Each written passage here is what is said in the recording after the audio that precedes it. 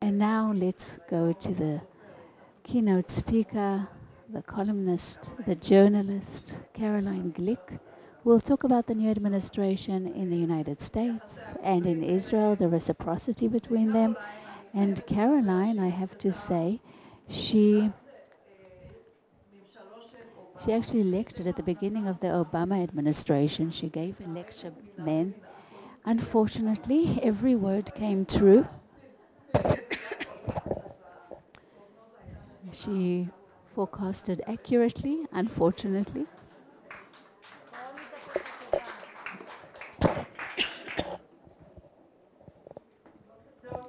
Good morning, everybody. Hello to all the parents who are here. Thank you. Hello. It's very moving to be here this morning. And generally, you know, always visiting Oz and Gaon. It's a very powerful place in merit of these very powerful women who are here, Nadia and Judith. And the interesting thing is that, you know, when you turn from the Gush Junction, Gush Etzion Junction to Oz and Gaon, you actually see, you know, the names of the Arab villages. And then you have, you know, all those trees there. And when I say it is a source of power, I meant physical power as well. And please continue, may you have strength. We are here to help you. I also have to say, you know, thank you for the introduction about my prophecy powers. It's not really prophecy, of course, it's just being able to read the map. I wasn't that good a navigator in the armor, but I think I do understand political maps. I think the happy news is that there is breaking news today. Amit Segal, who is an expert on the USA, actually reported that the Biden administration will be removing its recognition to Israeli sovereignty on the Golan Heights. And I think the bad news is, they actually talked about it in Israel 2 weeks ago. So you could see that in real time. Maybe I shouldn't be talking so much, but again, on the personal level, we find ourselves here today. I think we are facing the most hostile administration that ever was. There was never such a hostile administration in the USA, hostile towards Zionism and also hostile towards Jews, if I may say. Because, you know, the Jewish nation is the Zionist people. It's the people of Zion, so it's basically the same thing. Let me explain why this administration is so hostile, what the political repercussions are. I think we have seen some things that already have manifest themselves in terms of Judea and Samaria. And then we'll move on to the new government here in Israel, which is actually the first post-Zionist government that we have ever had here in Israel.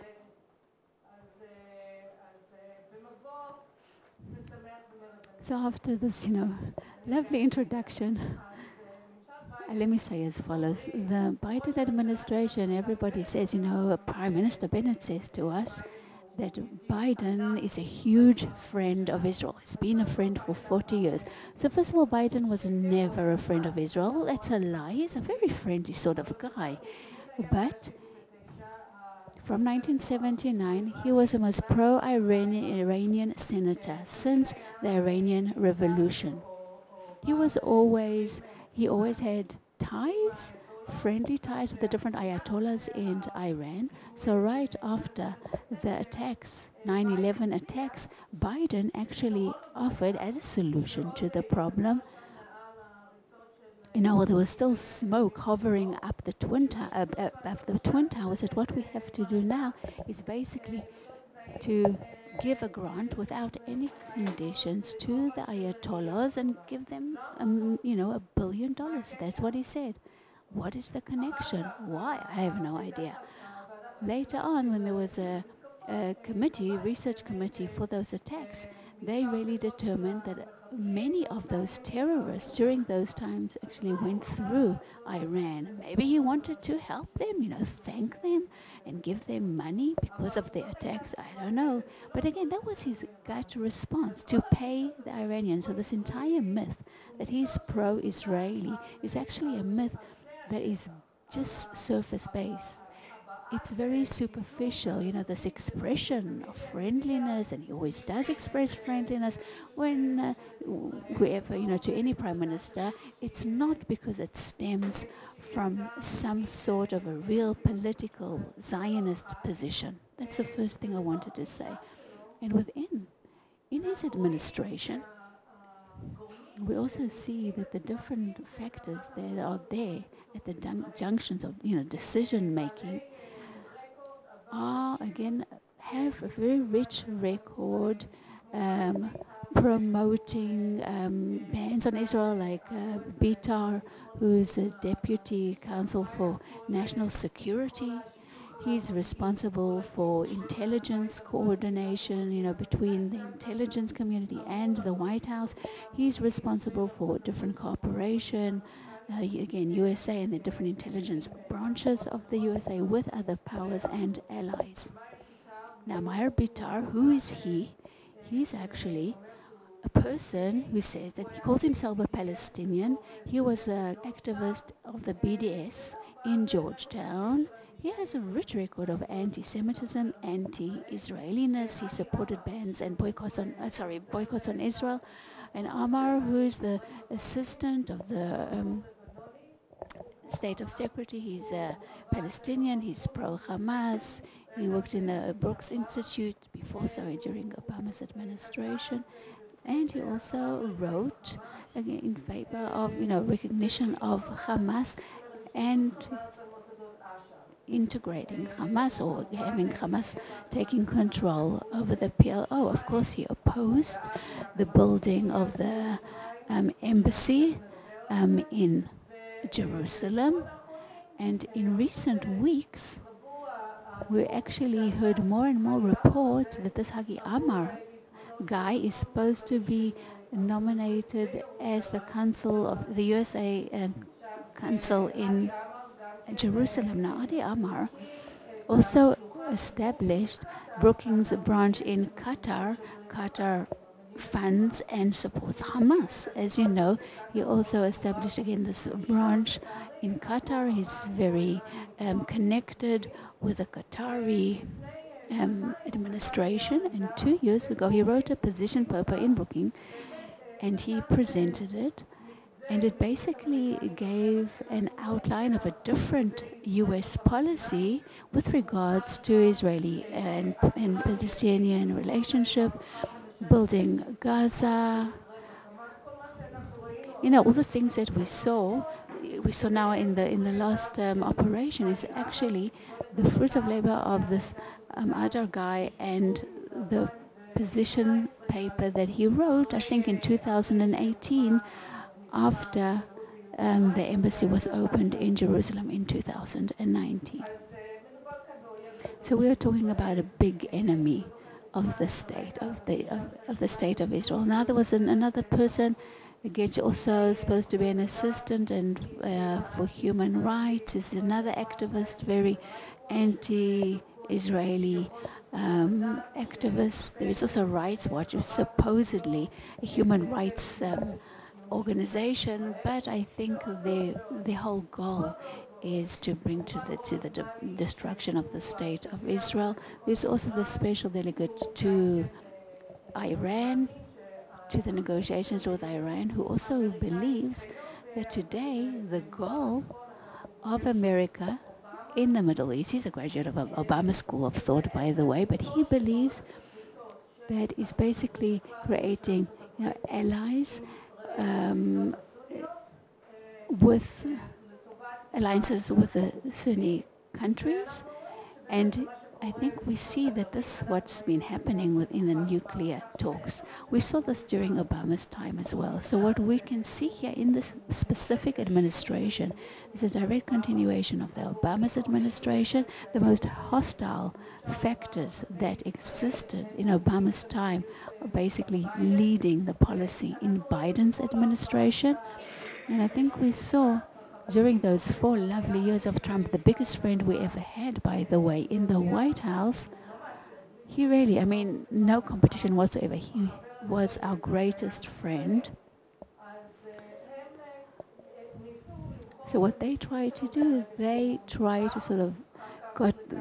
to eradicate his existence, and then to try to delegitimize Trump during his administration, during his term of office, and they've been trying to do this to Israel as well, and they're continuing it with it at the moment. And they also are still trying to turn Trump into a lunatic, a crazy guy. They want to cancel the different agreements that were signed with Israel. And from the minute that Biden took office, they've been doing it. With regards to the Sunnis, we see that already at the beginning, Trump identified the fact that the big damage that was rendered by the Obama administration actually stemmed from Israel neglecting and the Arabs sort of neglecting Saudi Arabia. This came up in different talks.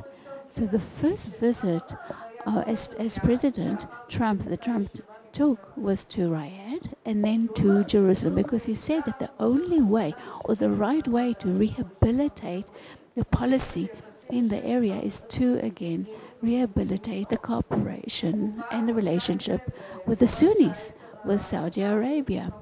And Mohammed bin Salman actually became very close to the Trump administration, and I think we saw an expression of this through American policy. We saw how, again, Trump, we saw what Trump started off in 2013 as a reaction to the hostility of Obama's policy with Saudi Arabia.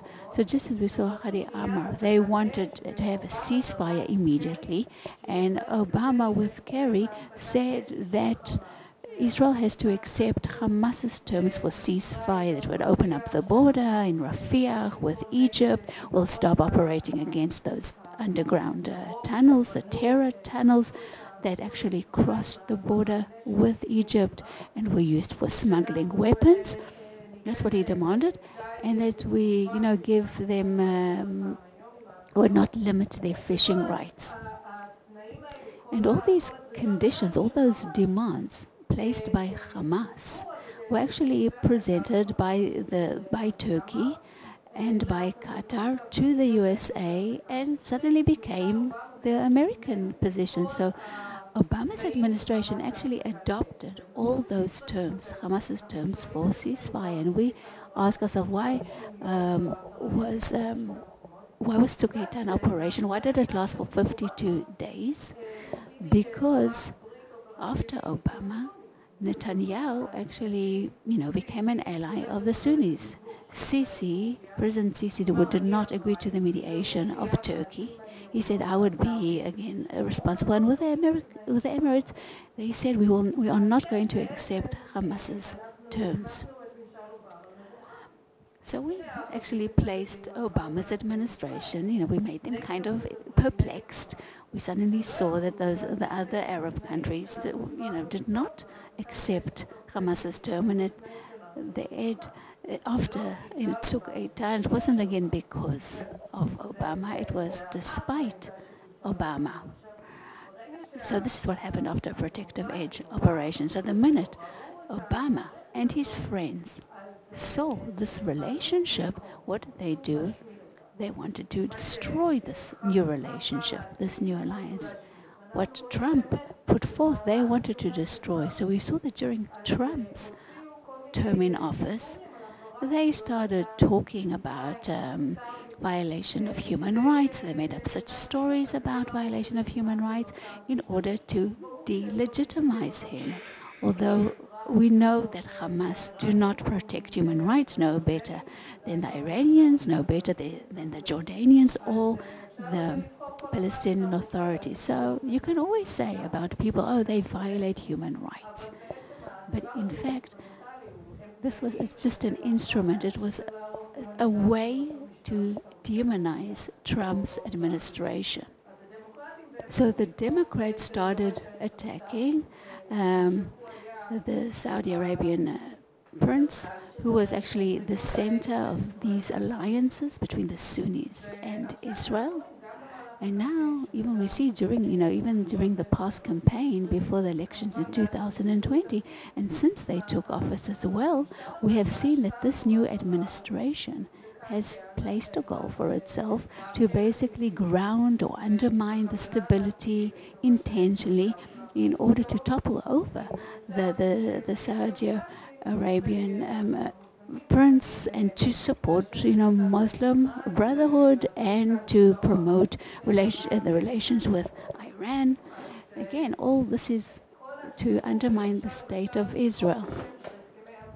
So even the Abraham Accord, the fact that that they have said recently that they don't want to call it the Abraham Accords anymore, but to give it a different name, it's part of that attempt to topple over the Saudi Arabian regime in favor of the Muslim Brotherhood and to undermine previous alliances. So in every single dimension, this new administration is trying to dismantle everything that Trump has done, everything that Netanyahu did with the Sunnis, and to undermine Israel, to actually turn us into some sort of a puppet sort of government, some sort of a government that is completely dependent on the USA without having powers vis-a-vis Iran. And that's basically what we have seen de facto every single day. So as I said, when Netanyahu was in office with Obama, he knew how to maneuver with the Republicans, with the Sunnis. He dismantled the pro-Palestinian bloc. He acted in Europe in order to dismantle that hostility, that European wall of hostility in Brussels and in France and Germany. He went with different fringe countries in the Mediterranean basin and in the Central Europe, like the Czechs, the Greek, the Cyprus, who somehow, wanted to form alliances with Israel. And he kept maneuvering, bypassing. And this brings us now to the current administration. Golan Heights said that the first threat to Israel is Netanyahu. And the most important thing to do is to bring him down, because Netanyahu endangers the existence of our state, no less. Because he did not evacuate Khan el-Ahmar. That is why he's a lefty. He doesn't build enough in Judea and Samaria. True, he did bring the sovereignty agreement, right? Terrible, right? It's terrible. So what is going to happen now with this new government? I think, the fact that it's a partition government, you have to just look at the dry numbers. You have 61 members of the coalition. About 20% of these are right-wing members of Knesset. 6 for Bennett, 6 for Saar, maybe that's 12. Again, about 20 and 75% are left-wing from Yesh Atid, Kahol Lavan, Avodah, Meretz. And then we have 5% of this coalition is the Muslim Brotherhood. That's Ram. Now, you cannot, again, this government cannot stand without Meretz. And as you know, Nissan Horowitz, he wants to take the IDF. He thinks the IDF soldiers should be sentenced in Hague. And again, this coalition cannot stand without Mansour Abbas, who already is getting autonomy down south in the Negev, and he doesn't. And we see that the directives of this new government, the new guidelines, is that there will be no law enforcement down south. So what can we see here before us? We see a government that is dependent on post-Zionist factors and are anti-Zionist. We're not talking about this broad coalition, that includes Meretz or Ram. No, we are talking about a government that cannot exist without them. They are actually in control of the government. They decide what will happen. And what we've heard about, struggles over the outpost Eviatar, or different settlements in Judea and Samaria, or Merav Michaeli, who knows, she'll probably stop maybe the tunnels, the new tunnels that are being built to Gush Etzion. I can foresee that. I mean, she needs to actually build better roads for the Bedouins down south, right?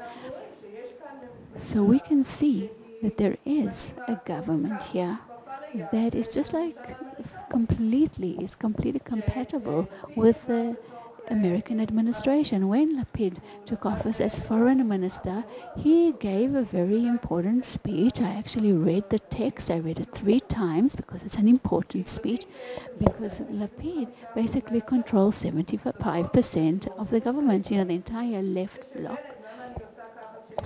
And why do I say Bennett, Prime Minister Bennett in inverted commas? Because he has no power.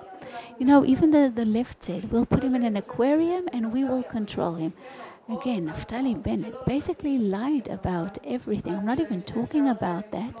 I don't think we can rely on him at all, that he is a right-wing person. But now it's Chagai Segal that we still have to believe him. This is what Chagai Segal wrote last week. But he has no control. Even if we do believe him, he has no power. He cannot run for office again. He cannot look back. He can only look at the present, at the here and now. And here and now, he bears the title Prime Minister. He sits on the Prime Minister's chair. He appears as Prime Minister. He even has a Twitter account. It says Israeli Prime Minister. On Facebook as well, he is the Prime Minister. But he has no authority to do anything, really, because he cannot look back. He cannot look forward. He only has today. He is a post-modern Prime Minister. So Naftali is there. Ayelet is in the Ministry of Interior. She also cannot do much because 80% of this government is left.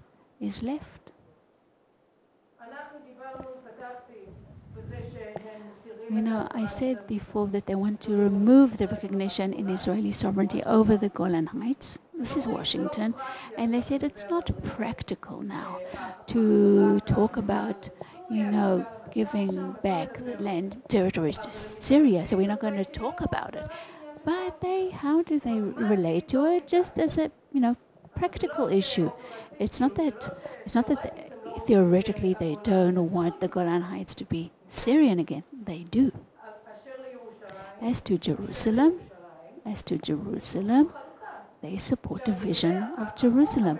Now, as to the American law says that, at least international law rather, the Vienna Convention or Vienna Treaty for diplomatic ties says that they cannot build a consulate again in Jerusalem without the confirmation of the Israeli government. So Bennett says he opposes. So they might ask the permission of the alternative prime minister.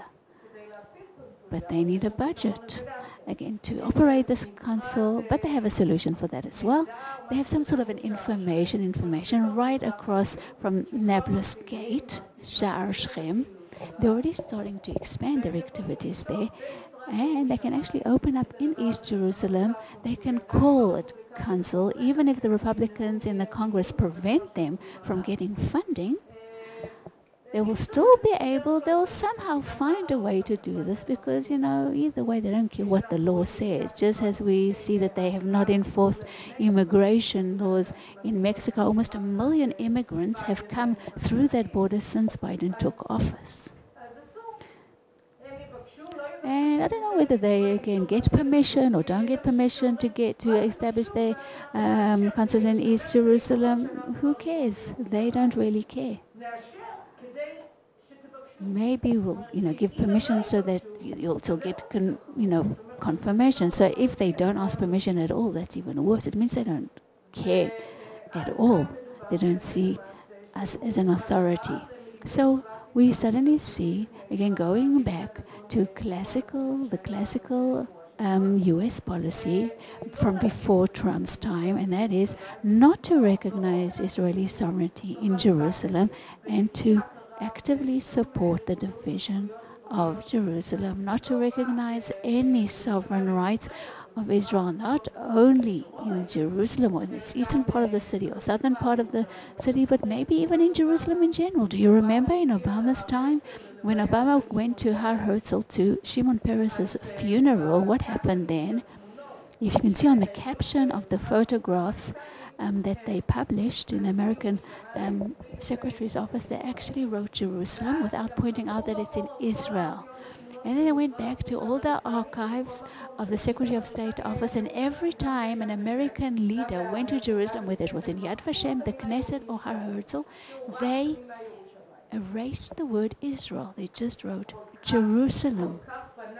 How fanatical they were in their desire not to recognize the fact that Jerusalem is even part of Israel. Now it's the policy. So what about Judea and Samaria? If they want to divide Jerusalem, if they are willing, from the outset, not to recognize our rights over the Golan Heights, what will happen in Judea and Samaria? So thank you. You all understand. So they expect us to evacuate these areas. Of course, it's not realistic, just as it's not realistic to leave the Golan Heights, to evacuate the Golan Heights. But again, they want to turn C areas into B areas. Kerry's policy for there, to be just like, in the Hermon site, for there to be a few places, in the Jordan Valley that will kind of, guard the eastern border, but to get to evacuate all the settlements in the Jordan Valley. And Amos Yadlin, who almost became the head of the security institute, he said there will be a bit of IDF forces there, but no settlements. So yes, they want to give up on the Jordan Valley as well as to settlement, to freeze the construction. We know there was again the evacuation of different outposts. We remember what was. That is the method that they use. Now let's talk about the internal political situation in Israel. I think the greatest betrayal, Bennett's betrayal, his readiness, and I think what happened before that was the hostility of, again, the Yesha Council to Trump and Netanyahu, involving the sovereignty. And the Yesha Council, Chayani, actually, the day after Tikva Hadashah, he became a member of Tikva Hadashah. I think all those deeds, at this time particularly, don't really place the settlers in a good light in the eyes of the right wing. People are angry, and justly so. So now when we had a problem with Yamina, before Nir Orbach, not Ori Orbach, of course. And again, there were all those, attempts to convince them to leave, just like Shikli. Who were there in the demonstration? Right-wing people from the Likud. Right-wingers from the Likud. Yet the Yesha Council did not come out with any official statement. They refused to come out with a statement. They refused to say, we don't want this government, we don't support this government.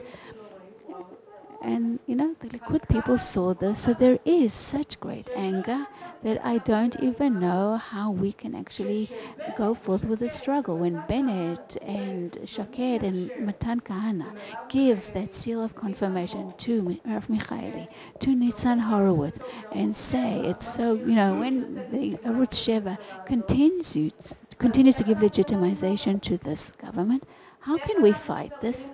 How can we organize ourselves to fight this when we are part of this event? It's not something that doesn't involve us. We are in the middle of this. We had a war. Again, after 10 days, they stopped it. Just like Adi Amar said, they had to rehabilitate Gaza, and again, they're doing it now. Although all the humanitarian help and aid that we gave Gaza since 2014, it didn't go for building, homes.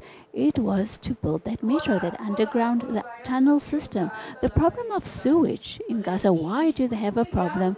Because they didn't spend money on water pipes. The money went to produce local missiles.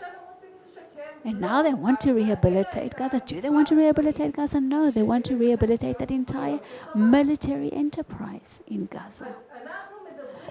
So we are talking about a war. And by the way, the final thing that I want to remind you, the Democratic Party. So Yair Lapid, came and he talked about, those 3 topics that he wants to deal with as a sort of Prime Minister de facto, if I may say. He wants to, build the ties, rehabilitate the ties of Israel with the Democratic Party, rehabilitate ties with American Jewry because Bibi is bad, and to rehabilitate ties with the European Union because Bibi is bad. Now, all those factors that I mentioned, all those bodies are hostile towards Israel. What did the Democrats say? They actually proclaimed Omar, she actually tweeted, and she compared between USA and Israel and Hamas and the Taliban. Could you imagine this kind of comparison? So, of course, this kicked up a storm. Of course, some Republicans are our friends, and a few 12 Jews, Democrat Jews, condemned what you said. This is the first time, by the way, that they even, they said her name out loud because they are so scared of attacking her. They usually don't even mention her by name. And Nancy Pelosi is the head of the Congress, heads of the Democrats there in the Congress. Also, she quoted Ilan Omar against the Jews. What does it mean? What does it say about the Democrats? Why does Yair Lapid want to rehabilitate ties with the Democratic Party? They are hostile. We cannot rehabilitate the ties. We didn't cause them to become radicals. It's something internal that is happening in the left. In the left, all over the world, they are becoming narcissistic communists. They create alliances with Islamists, just like the government of Israel, and we have no power to influence them because the entire world of concept is actually it's a conceptual world that is hostile towards Israel. And even in the field, all the Democrats are hostile towards Israel. There is the gay parade in Tel Aviv. This is the month of the lesbians and the homosexual in the entire Western world, not everywhere, of course. But they have this parade, they have the lesbian parades in Chicago. I have no idea what the connection is, but there is some sort of connection because everybody's progressive. So there was actually this statement that came out, there was this notification. Again, they advertised this parade, they wanted to recruit people. There was this, big woman, standing on a car, on the rooftop of a car. She was holding up 2 flags. 2, again, burnt flags, an American flag and an Israeli flag, burning flags.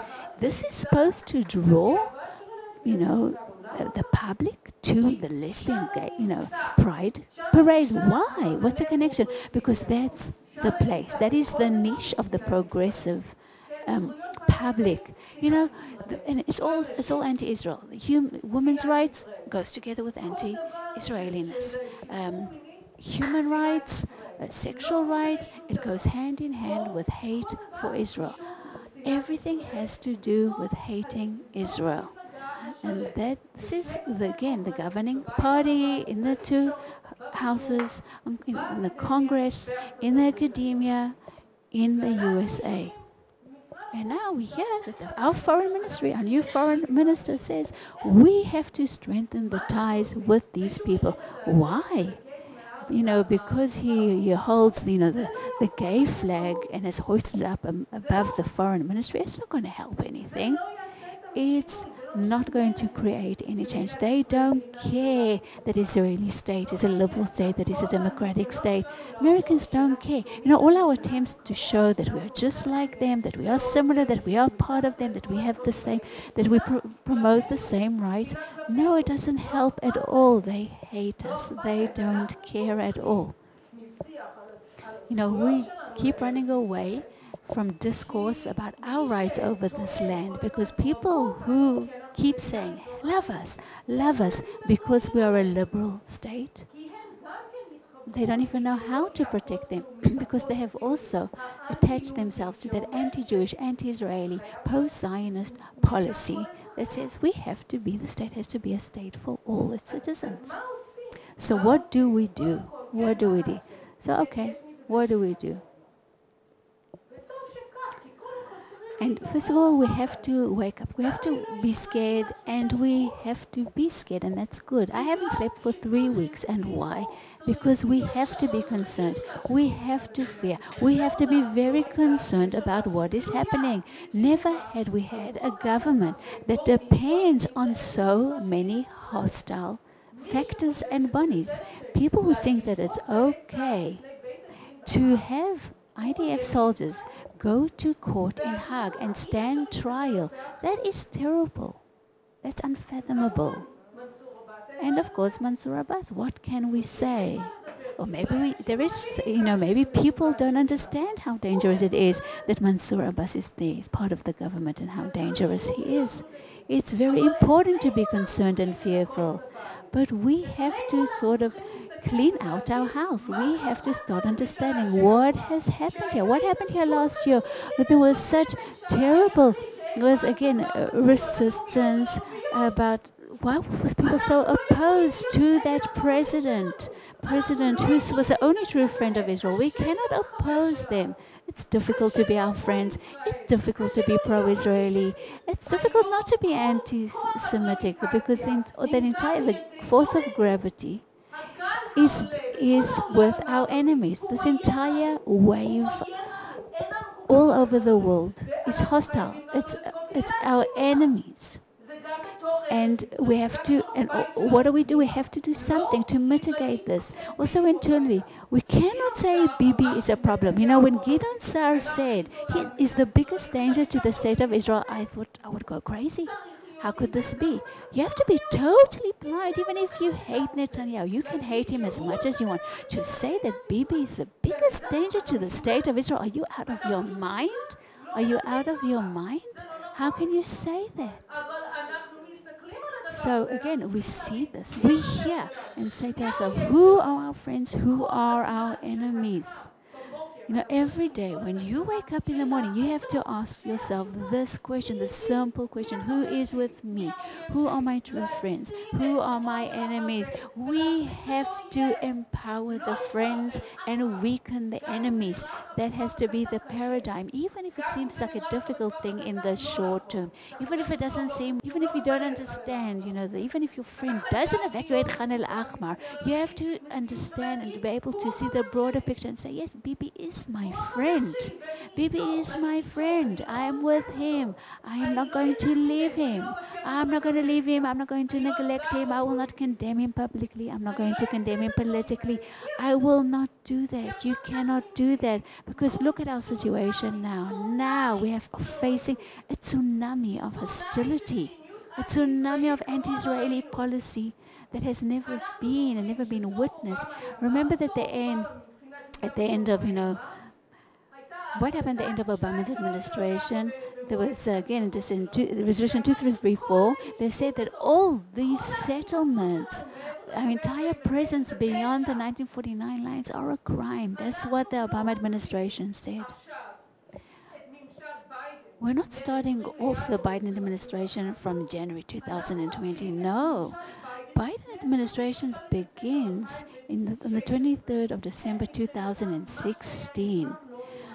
As far as they are concerned, Trump did not exist. They are going back and continuing from where Obama left off after 8 years of hostility. That is the starting point of this administration, and they are moving forward from this point, completely ignoring everything that happened during the Trump administration. And they have been pretty successful, I might say, to dismantle and destroy most of the things that he's built and that Netanyahu has built during these years. And what kind of government do we have? A wonderful, glorious government that we had. A glory to the Palestinian state. What can I say? We have to work internally. We have to understand that we have the strength that we have, and there is nothing else. We don't have an ideal. I mean, ideals are in heaven. Here on earth, there are politicians that are liars and they are cheats and they don't do what they promise to do. And you have to choose between them and say, he is my guy, or he is my cheat, he's my liar, but I'm going with him.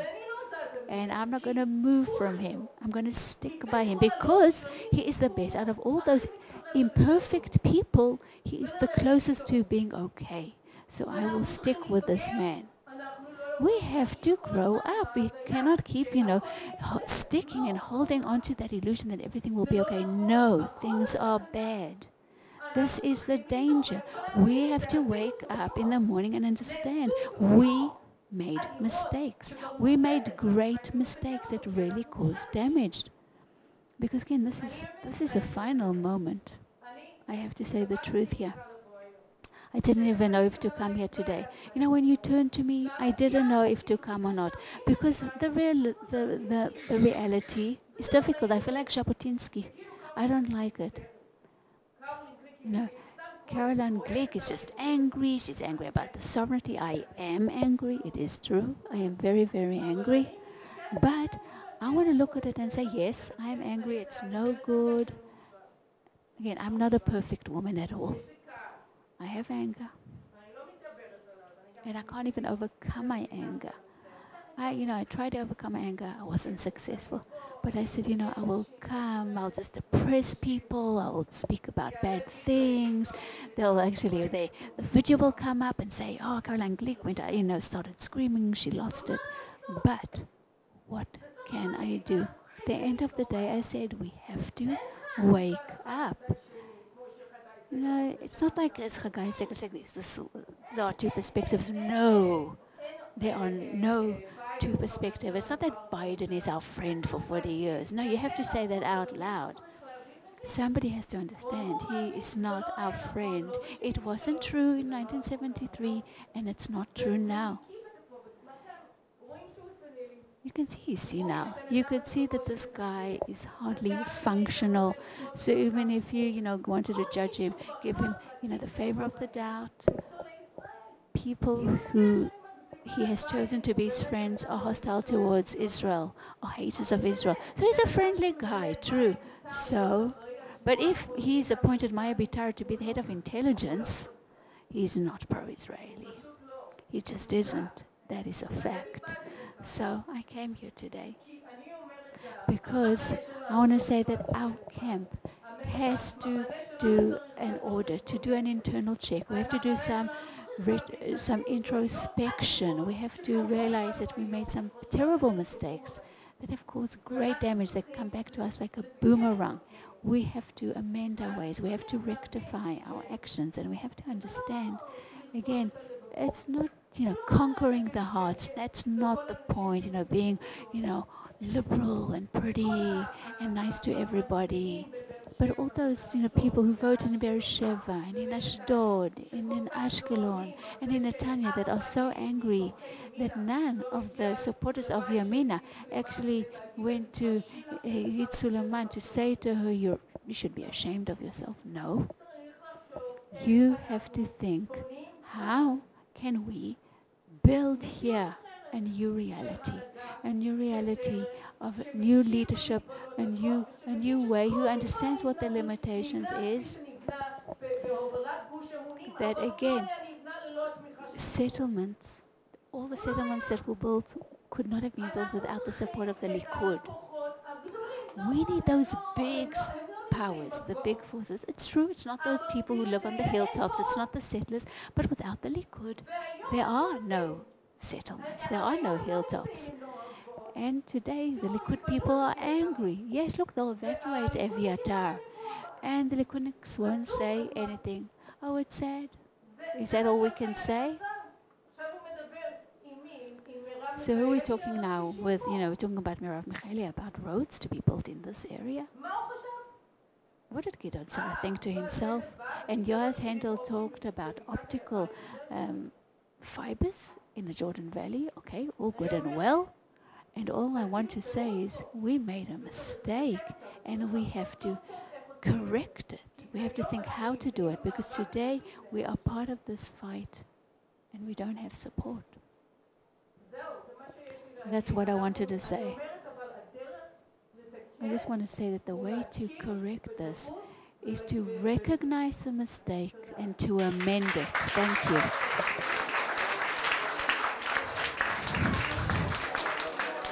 How exhausted you are.